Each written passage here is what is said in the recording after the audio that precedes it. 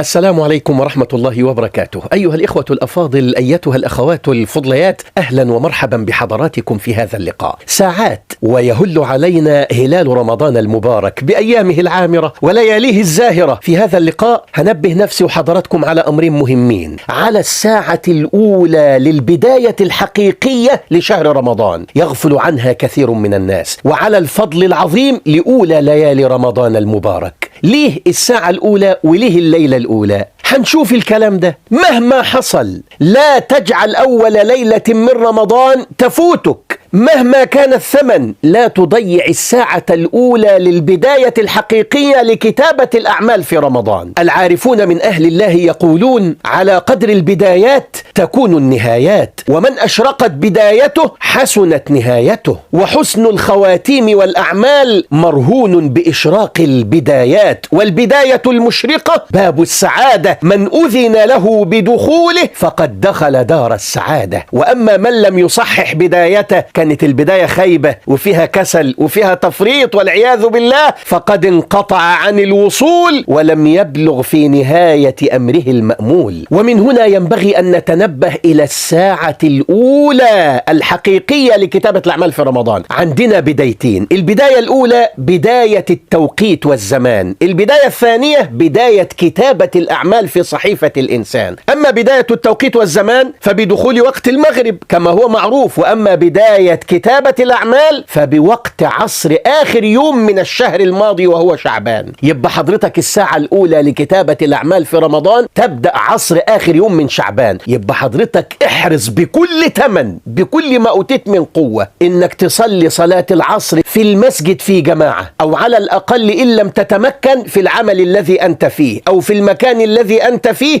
أو في بيتك. المهم صلاة العصر تحرص عليها في وقتها، لأن الملائكة نزل بصحيفة أول ليالي رمضان في صلاة العصر الأخير من شعبان. حكاية الساعة دي إيه؟ النبي عليه الصلاة والسلام قال لنا: يتعاقبون فيكم ملائكة بالليل وملائكة بالنهار، ويجتمعون في صلاة الصبح وصلاة العصر، ثم يعرج الذين باتوا فيكم أن يصعدون إلى الله تعالى فيسألهم الله وهو أعلم بهم: كيف تركتم عبادي؟ فيقولون: تركناهم وهم يصلون وأتيناهم وهم يصلون فاغفر لهم يوم الدين. دعوة الملائكة، يعني الملائكة اللي بتكتب أعمال الليل بتبدأ من وقت العصر، والملائكة اللي بتكتب أعمال النهار بتبدأ من بعد الفجر. فاحرص على صلاة عصر آخر يوم من شعبان، لأنها البداية الفعلية. اللي مش هيحضر صلاة العصر الأخيرة في شعبان هيتكتب غايب في بداية سجل التوقيع في رمضان، ونسأل الله أن يكتبنا من الحاضرين الذاكرين. يقول الإمام ابن حجر رحمة الله عليه: الأعمال ترفع آخر النهار، اللي هي في صلاة العصر، فمن كان في طاعة في وقت صلاة العصر بورك له في رزقه وفي عمله. يعني رمضان هيبقى مرزوق بإذن الله، وعملك فيه هيبقى مبارك بإذن الله تعالى. وكانوا يقولون إذا دخل رمضان: مرحبا بالمطهر، أي الذي يطهرنا من الذنوب والمعاصي. طيب فضل الليلة دي عشان مهما كان الثمن، مهما حصل ما نضيعهاش. قال رسول الله صلى الله عليه وعلى آله وسلم: إذا كانت أول ليلة من رمضان صفدت الشياطين ومردت الجن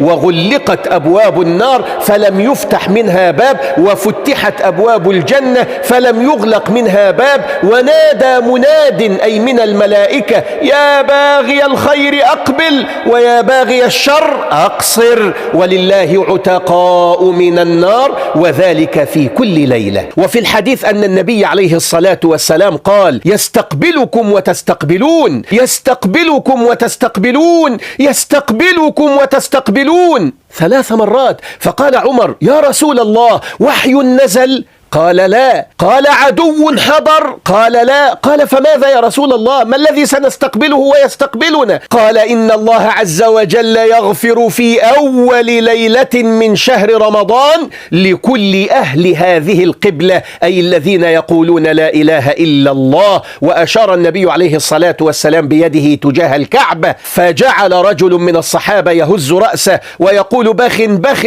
ما شاء الله ما شاء الله. فقال له رسول الله صلى الله عليه وعلى آله وسلم: يا فلان، ضاق به صدرك؟ يعني انت زعلان من الثواب العظيم ده؟ قال: لا يا رسول الله، ولكن ذكرت المنافقين. المنافقون محسوبون من أهل القبلة، لأن احنا ما نعرفش بواطنهم، هم ظاهرا من أهل الإسلام. فقال النبي عليه الصلاة والسلام: إن المنافقين هم الكافرون، وليس لكافر أو لمنافق من ذلك شيء. يعني هذا الثواب إنما يكون فقط للموحدين المخلصين الصادقين في إيمانهم. وفي الحديث أن النبي عليه الصلاة والسلام قال، ركزوا فيه: إذا كان أول ليلة من شهر رمضان نظر الله عز وجل إليهم، ومن نظر الله إليه لم يعذبه أبدا. فاللهم اشملنا بهذه النظرة وأدخلنا في أهلها في أولى ليالي رمضان يا رب العالمين، فلا تعذبنا بعدها أبدا. اللهم أهل رمضان علينا بالأمن والإيمان والسلامة والإسلام والعافية العامة ورفع الأسقام والعون على الصيام والقيام وتلاوة القرآن.